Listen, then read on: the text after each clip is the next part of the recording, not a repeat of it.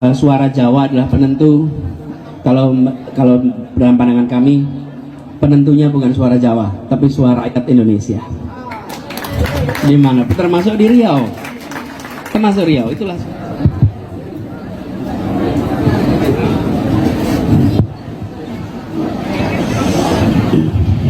Teman-teman, terima kasih. Bung Ahmad, Bung Afandi, Bung Hoiril, kemudian Bang Afrizal, Afrizon, Riau Pos ya, Pak Siswoyo, Pak Yuki, atas pertanyaan-pertanyaannya dan komentar serta harapan. Sebelum saya jawab teknisnya, saya ingin ajak kepada teman-teman semua hal yang ditanyakan terkait dengan besok itu jawabannya bisa dibuat menyenangkan kuping teman-teman. Oke? Bisa. Oh, saya akan A, B, C, D, keluar ruangan top, cocok. Nah, ini dia, gitu kira-kira. Saya nggak mau melakukan itu, teman-teman. Justru saya mengajak teman-teman semua. Nah, saya justru mengajak pada teman-teman semua, nanti kalau ketemu siapapun yang datang, apakah itu caleg, apakah itu calon bupati, calon wali kota, calon presiden, kalau ditanya tentang apa yang mau dikerjakan besok, jawabannya bisa khayalan. Jawabannya bisa, namanya juga masa depan, bukan? Oh ya, saya akan A, B, C, D. Nah, kita juga ketika dengar gitu, wah cocok ini, saya suka ini. Kita bisa berikan jawaban begitu. Saya tidak mau melakukan itu. Saya mau melakukan itu. Jadi, yang saya mau ajak teman-teman sekalian adalah begini. Ini orang yang mau jadi caleg, yang mau jadi bupati, wali kota, gubernur, atau presiden, itu bukan orang yang baru kemarin sore datang, okay? Dia sudah punya rekam jejak yang panjang, betul tidak? Jadi Anda lihat tuh rekam jejaknya tuh, kira-kira nanti kalau dia dapat tanggung jawab, dia akan kerjakan seperti apa? Jadi lihat itu. Jadi ketika ditanya, kenapa? Karena kita akan ketemu dengan begitu banyak hal, begitu banyak urusan yang belum pernah ditemui kemarin. Saya beri ilustrasi, saya menjadi gubernur di Jakarta. Ketika saya menjadi gubernur, apakah saya punya pengalaman teknis nih tentang pengelolaan taman? Nggak punya. Apakah saya punya pengalaman teknis pengelolaan lingkungan hidup dan kebersihan lingkungan, green development? Nggak ada. Tetapi saya punya metode bekerja, metode berpikir yang itu dipakai kalau menghadapi persoalan apapun. Metodenya tuh ada. Jadi ketemu urusan apapun itu metodenya dipakai. Nah, sama seperti ketemu dengan persoalan di sini. Macam-macam nih yang tadi diangkat. Tadi ketika saya sampaikan satu kalimat namanya keadilan sosial. Jadi ketika ketemu urusan apapun, keadilan sosial itu seperti apa? Contoh, tadi yang dari tanya guru. Bung Ahmad nih.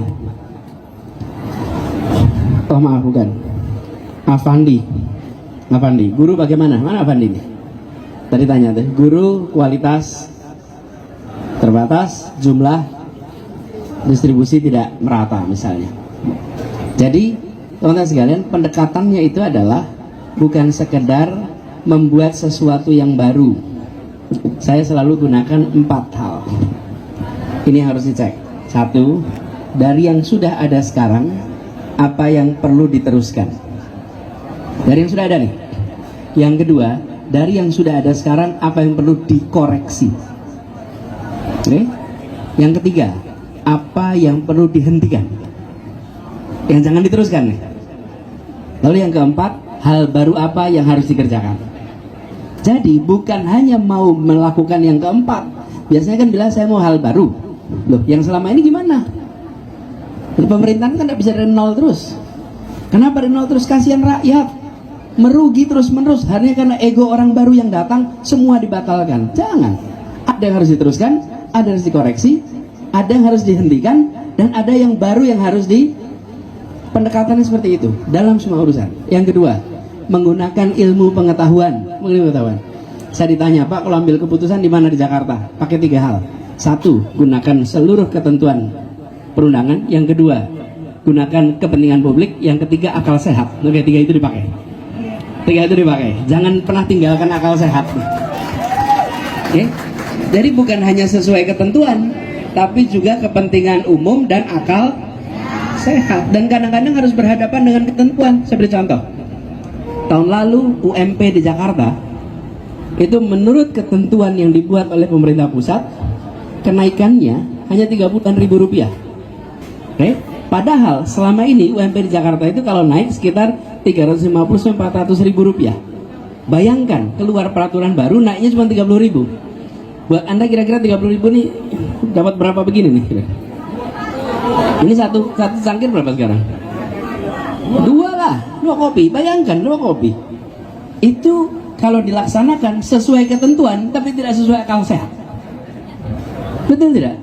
Saya tidak laksanakan. Kita lakukan di Jakarta tentu pakai aturan juga. Rujukannya apa? Rujukan untung Jakarta itu punya undang-undang kekhususan daerah khusus ibu kota. Pakai peraturan itu kita naikkan UMP dengan persentase kenaikan yang sama dengan tahun yang sebelumnya. Diprotes, dianggap tidak sesuai ketentuan, dianggap itu melanggar. Kami diprotes ke PT UN. Kita jalan terus. Dan sekarang tahun ini nih pemerintah pusat buat aturan yang serupa dengan keputusan kita tahun lalu. Iya. Jadi maksud saya, nanti ketika kita bertugas, Bapak Ibu teman-teman, lihat jangan hanya apa yang dijawab pertanyaan. Karena pertanyaan itu bisa dijawab untuk memuaskan perasaan sang penanya. Oke? Tapi yang Anda harus lihat adalah rekam jejaknya gimana. Kalau rekam jejaknya tidak mencerminkan itu, nggak akan bisa terlaksana. Nah, kalau ditanya, Pak, bagaimana dengan ketimpangan? Ini, sistem demokrasi kita timpang, penduduk jarang, kemudian ada juga tentang kekhususan. Bapak Ibu sekalian, saya sampaikan bahwa kita gunakan prinsip keadilan itu untuk menyelesaikan semua urusan. Saya ditugas di Jakarta. Saya ceritakan Jakarta juga kenyataan soalnya. Jakarta itu satu-satunya kota yang punya kepulauan. Namanya Kepulauan Seribu. Kepulauan itu selama berdekade-dekade tidak pernah menjadi prioritas. Tidak pernah jadi prioritas. 5 tahun terakhir Anda boleh cek di Kepulauan Seribu. Sekarang di Kepulauan Seribu biaya hidup kebutuhan pokok setara dengan di daratan. Kenapa? Karena pasar induk Kramat Jati yang terkenal itu kita pindahkan dengan membuat namanya Jak Grosir. Semua warung-warung di Kepulauan Seribu tidak perlu belanja ke daratan Jakarta, cukup belanja di satu pulau dan semuanya mendapatkan dengan harga yang sangat murah. Langsung biaya hidup turun. Terus transportasi umum ada kartunya. Ini misalnya ini kartu nih. Kartu ini biasanya dipakai orang yang tinggal di daratan. Yang di kepulauan kalau naik kendaraan umum harus pakai kapal, bukan? Harganya lebih murah atau lebih mahal itu?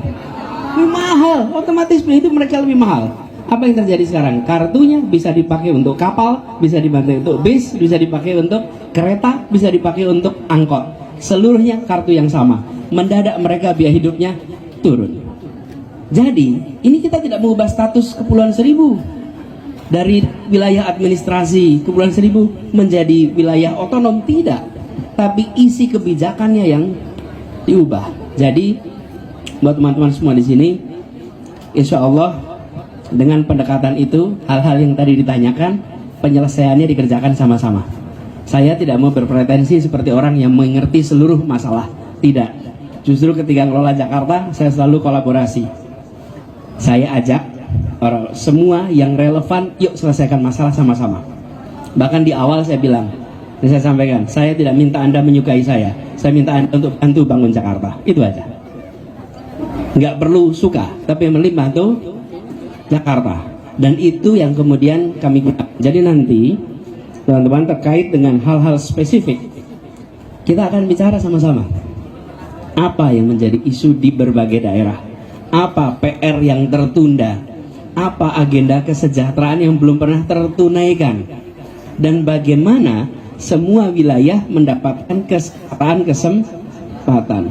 Kami bertugas di Jakarta, kalau Kepulauan Seribu aja nggak keurus, bagaimana kita ngirim pesan kepada seluruh Indonesia bahwa akan ada kesetaraan di semua tempat? Jangan harap itu terjadi. Jadi ini teman-teman. Kemudian sekarang itu cara berpikirnya. Lalu soal demokrasi yang timpang, kemudian juga disampaikan tadi bahwa suara Jawa adalah penentu. Kalau dalam pandangan kami, penentunya bukan suara Jawa, tapi suara rakyat Indonesia.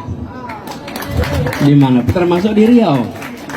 Termasuk Riau, itulah semua penentu. Secara jumlah memang beda-beda. Tapi itu. Lalu Bung Afrizon, tadi pertanyaan tentang kecurangan. Ya dijagain sama-sama, Bang. Jagain sama-sama. Kalau bisa relawan-relawan ikut menjaga. Karena ini bukan suara satu orang. Ini adalah yang diselamatkan bukan suara satu orang. Yang diselamatkan adalah suara rakyat yang dititipkan lewat kotak-kotak di TPS itu. Yuk kita jagain sama-sama. Karena kalau tidak jagain sama-sama, dimanapun bisa terjadi pada siapapun. Lalu tentang buruh, sebenarnya dulu ada sebuah program namanya GGD, Guru Garis Depan. Sayang guru garis depan ini tidak diteruskan. Itu harus dihidupkan lagi sehingga mereka bisa hadir di semua tempat dengan kualitas yang baik. Kemudian Pak Presiden Khairul Basar tentang gerakan mahasiswa. Ya, gerakan mahasiswa itu biasanya muncul ketika institusi penyalur aspirasi tidak lagi aspiratif. Ketika tidak aspiratif, lalu yang muncul lewat gerakan mahasiswa. Kalau institusi itu aspiratif, oposisi melakukan kritik, kemudian institusi-institusi kampus melakukan kritik, muncul, tidak masalah. Mahasiswa bisa tenang. Tapi kalau itu mampet, mahasiswa akan bergerak. Jadi kalau ditanya, apakah di masa depan, jangankan masa depan, masa lalu di DKI penuh dengan protes, nggak ada penangkapan, nggak ada pemproses pelaporan sama sekali nggak ada, dan didengarkan, dan ini menjadi bagian ya namanya juga demokrasi. Dalam demokrasi kita tidak bisa mengatur pikiran orang, tidak bisa mengatur perasaan orang, kita hanya bisa mengatur perbuatan. Ya, teman-teman, ini mau jalan terus sebetulnya. Saya sudah diingetin waktunya habis. Oke, dari semua itu yang nggak bisa kita atur adalah jam penerbangan pesawat. Nah, itu nggak bisa kita kendalikan. Jadi teman-teman, terima kasih. Tapi nanti apa yang tadi disampaikan, insya Allah menjadi bahan bagi kami.